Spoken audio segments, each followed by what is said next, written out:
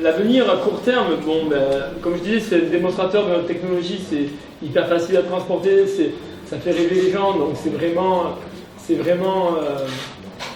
un produit qui est magique en fait. Puis, par exemple, aujourd'hui, on développe notre turboréacteur, mais c'est mieux de faire 300 heures de flyboarder que 300 heures de bande de test. Donc déjà, c'est à ça qui nous sert le flyboarder. On a plein de challenges, plein de défis à relever avec. Maintenant, on travaille. Là, par exemple, ben, aujourd'hui, c'est une grande première. On a volé avec un nouveau système dans nos réacteurs. Et c'est validé, c'est testé. Il y a un moment donné où toujours, il faut quand même se lancer. Donc il nous sert à ça aussi, le flyboarder. C'est un produit qu'on maîtrise à 200%. Donc il est plus facile de mettre une innovation sur un produit qui est maîtrisé qu'une innovation sur un produit qu'on maîtrise moins. Donc il nous sert à ça, mais puis il nous sert à changer changer la mentalité des gens, changer la vision qu'ils ont des engins volants et ramener les gens dans notre direction. Et justement, que le monde soit prêt, que les gens soient prêts quand justement on sortira notre voiture volante qui est issue de la même technologie. Et ça nous sert comme ça, voilà, à ramener les gens vers nous et en même temps à apprendre et à développer la technologie. Voilà, pour ça sert le flyboarder lui-même, c'est sûr que c'est un produit extrême. On n'a pas voulu, par exemple, relâcher les vidéos de l'atterrissage raté de la semaine dernière parce que, honnêtement, je pense qu'on aurait eu vraiment du mal à avoir des autorisations. Après ça paraît très simple, très fluide, mais quand ça s'énerve, dans le mauvais sens, c'est violent. Donc, c'est pas une machine à mettre dans les mains de tout le monde. C'est pas un produit qui est vendable. Par contre, la technologie qui va en dérouler, parce que le problème, c'est toujours l'humain. Hein. Le problème, c'est pas la technologie. Sur la plateforme, le seul problème qu'il y a, c'est que tu peux pas tout prévoir toi en tant qu'humain, et du coup, tu fais des erreurs. Mais si ça avait été, par exemple, notre voiture volante qui aurait raté l'atterrissage sur le plateau, elle sait ce qu'elle a à faire, hein, on la programme, et puis touche, elle redécolle. Mais nous, on est limité. Donc, pas mal d'erreurs, et le problème, c'est qu'avec ce genre de machine, les erreurs, tu peux les payer très cher. Donc, les produits qu'on va faire, ça va être des produits extrêmement redondants, extrêmement fiables, et pour permettre à tout le monde, quand on voit l'engouement qu'il y a dehors, c'est que les gens sont passionnés, ils rêvent de voler. On a tous vécu avec ça, on est tous nés avec les films de science-fiction, et on a tous attendu 2015, en attendant le hoverboard de Marty McFly. Le film Auto dans le futur, c'était ça, en 2015. Et en 2015, il n'y avait pas d'hoverboard, donc on s'est dit, on va le faire.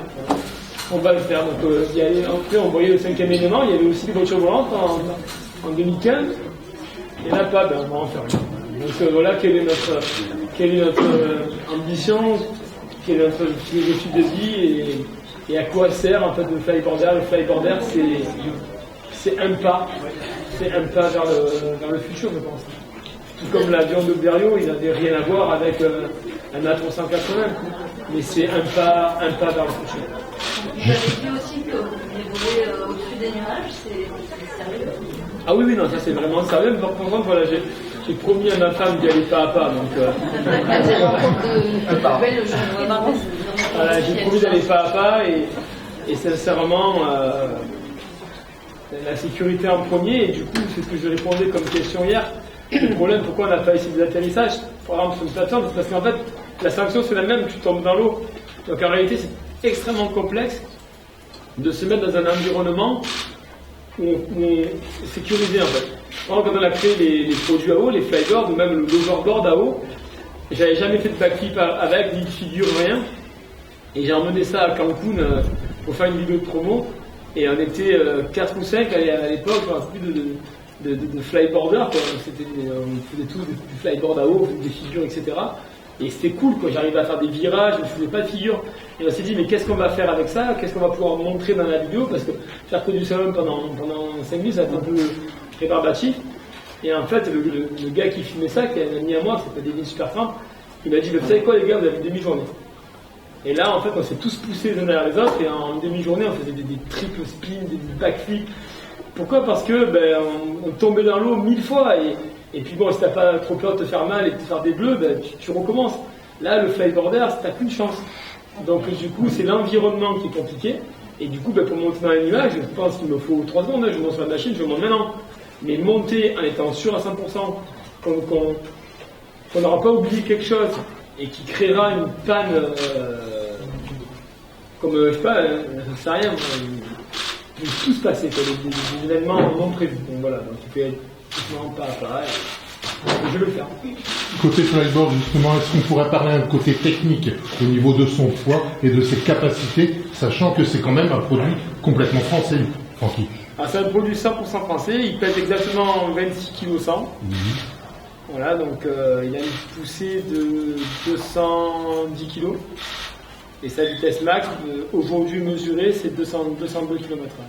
La conception est bien sûr de vous-même, mais tout ce qui est autour, c'est-à-dire les cartes électroniques, tout ça est fait en France? 100% en France, 100% designé par nous. D'accord, ok. Et une dernière question au niveau du flyboard, si aujourd'hui vous devez l'estimer au niveau de son prix? En prix de revient ou en oui. prix de vente? En prix de vente, allez. En prix de vente? Demain, je désire vous acheter un flyboard. On ne le vendra pas déjà. Mais non, c'est un produit qui, on va dire, on peut pas. Ça va pas du flyboarder par exemple, parce que c'est pas un produit qu'on vend, donc on n'a pas fait d'estimation dessus, mais le Easy Fly, lequel on a été approché par différentes armées du monde entier, et qui est, on va dire, le frère jumeau en fait du flyboarder, c'est un mix entre un flyboarder et un Segway. La technologie est à peu près la même. C'est un produit qui coûte dans les 250 000 €. D'accord. Donc aujourd'hui, si je désire vous acheter votre flyboarder... Ça ne sera pas vos 250 000 €, mais je ne vous le vendrai pas quand même. Vous avez combien de temps même Je dirais 20 minutes, non? Je sais pas. 21 22, je crois. Ah ouais? Minutes. On parlait beaucoup de voitures volantes, concrètement, ça en est où ce projet? C'est à l'état de réflexion encore? Non, pas du tout. Non, mais là, la voiture, je crois qu'elle est ou elle va aller en peinture dans les jours qui arrivent, la carrosserie. Et le châssis, en fait, il vole déjà. Et, enfin, la base de la technologie vole déjà. Et le châssis exact, la copie de la voiture volante, on attend les autorisations de vol qui devraient arriver dans les jours qui suivent, si vous m'entendez TGAC. Voilà, donc non, c'est les vacances en ce moment, donc c'est un peu plus long, mais voilà, on en attend les autorisations d'un moment à l'autre. Et d'un moment à l'autre, la base de la voiture volante va voler, quoi. Donc, a déjà volé, mais on va dire en version 4 moteurs, et là, la vraie version 10 moteurs va voler dans les jours qui vont suivre. Elle volera combien de kilomètres par an? C'est un produit qui va arriver, je dirais, sans difficulté dans les 300-400 km/h. Et en distance, 100 km de distance? En distance, on pourra largement faire 100, 120 km, 130 km. Armée est intéressée. Écoutez, vous savez, les gens, ils croient que ce qu'ils voient, donc ils ne savent pas de quoi ils ont besoin tant qu'ils n'ont pas essayé. Donc bon, on verra bien. Mais vous savez, quand vous créez un engin capable de déplacer des gens à des vitesses et des performances jamais aujourd'hui égalées, avec un produit qui est 60 kg et qui se poserait là sur la table, oui, c'est sûr qu'il y a des applications, il n'y a plus que l'imagination qui peut... Et c'est après, quand on utilise des produits tous les jours, on ne réalise pas ce que c'est. Vendre une voiture, c'est juste une plateforme roulante en fait. Donc nous, notre voiture, c'est une plateforme volante. Après, ça peut être, on va dire, dérivé en des centaines de produits, comme une civière volante, une plateforme logistique, une plateforme pour emmener, on va dire, transporter. Je veux dire, aujourd'hui, la technologie qu'on a développée, on pourrait faire voler un mobil-homme. Donc, voilà, on est capable de faire voler un peu tout ce qu'on veut. On a les contrôleurs de vol, on a ce qu'on appelle nous, des thrusters, c'est un système de poussée vraiment qu'on a inventé et breveté. Et avec ces systèmes de poussée spécifiques et ces contrôleurs de vol, on est capable de faire voler un peu tout ce qu'on a envie. Christelle, aujourd'hui, quel est le regard que vous avez aujourd'hui sur Francky après cet événement si particulier? Vous aviez peur dans un premier temps parce qu'il y avait effectivement ce ravitaillement. Une fois qu'il est arrivé, c'était un soulagement. Aujourd'hui, vous avez quoi comme regard vis-à-vis de Francky? Mais je suis fière quand même. Non, je suis fière qu'il y soit arrivé et puis je suis fière du travail qu'il a fait en si peu de temps. Donc non, je suis ravie pour lui et puis qu'il ait pu réaliser son rêve. Mais il y en a plein d'autres, donc il a la longue liste au Père Noël. C'est une étape. Francky, aujourd'hui, si vous aimeriez avoir votre cadeau de Noël après le flyboard, ça serait quoi? La fusée. La fusée. Moi, je dis Franchement, moi, en réalité, je veux dire, comme je vous dis tout le temps, on n'a qu'une seule vie. oui. Donc, pour moi, la gâcher, ce serait juste de pas arriver à faire quelque chose, juste de pas faire tout ce que je peux arriver à faire. Je veux voir où sont mes limites. Après, quand je les aurai touchées, bon, je reviendrai un peu en arrière, mais pour l'instant, j'avance, donc je veux juste avancer jusqu'au bout. Si à la fin on crée une fusée, pourquoi pas? Non, mais vraiment, sincèrement. Le cas échéant, si vous seriez prêt à faire une fusée, vous seriez prêt à revenir ici? Honnêtement, le cas échéant, on ne maîtrise pas la fusée. Je pense qu'il faudrait qu'on s'y penche un peu. Mais au moins, pour la ramener sur Terre à la SpaceX, je pense que ça, on est capable déjà de le faire. Mais on n'a pas la technologie pour pousser. Donc, pourquoi pas un jour ou l'autre. Oui. Alors, Adrien va s'arracher les cheveux qui lui restent. Mais pourquoi pas? Moi, honnêtement, je veux juste aller jusqu'au bout et pousser mon équipe jusqu'au bout et qu'on arrive à... Voilà, le gâchis, c'est juste de ne pas faire ce qu'on est capable de faire à 100%. Après, quand tu n'y arrives pas et que tu arrives au bout de tes capacités, je veux dire, tout le monde arrive à ses limites, c'est pas grave. Mais tant qu'on pourra avancer, on avancera. Après, décoller de Sangatte, pourquoi pas? On y pensera. Mais faire un lanceur ici, je pense qu'il y en a qui vont râler. Quand vous étiez tout à l'heure dans votre bulle, juste avant d'arriver et de toucher l'Angleterre, vous n'avez pas eu envie à un certain moment de faire demi-tour et de profiter encore des quelques minutes au-dessus de l'eau? Non. Non, je voulais atterrir, franchement, je voulais atterrir. Ah ouais. Pour être honnête, voilà, c'est vraiment le genre de défi que je dirais, le genre de défi masochiste que tu fais pour l'après.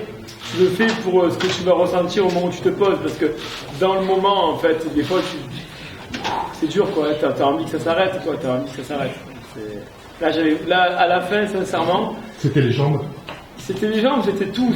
J'étais au bout, je pense. Voilà, je pense que j'étais pas loin de ma limite, quoi. 10 km de plus, ça aurait été.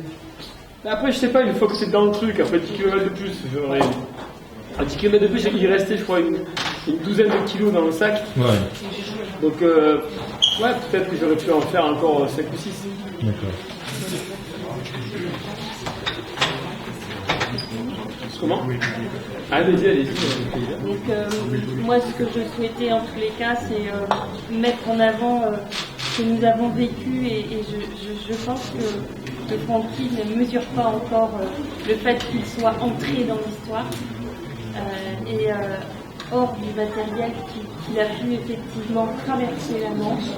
Et en termes de technologie et d'aspect, je dirais, humain, c'est quelque chose qui va marquer en fait toutes les nouvelles technologies, qui marquera aussi les défis humains. Je pense que c'est un visionnaire, un passionné.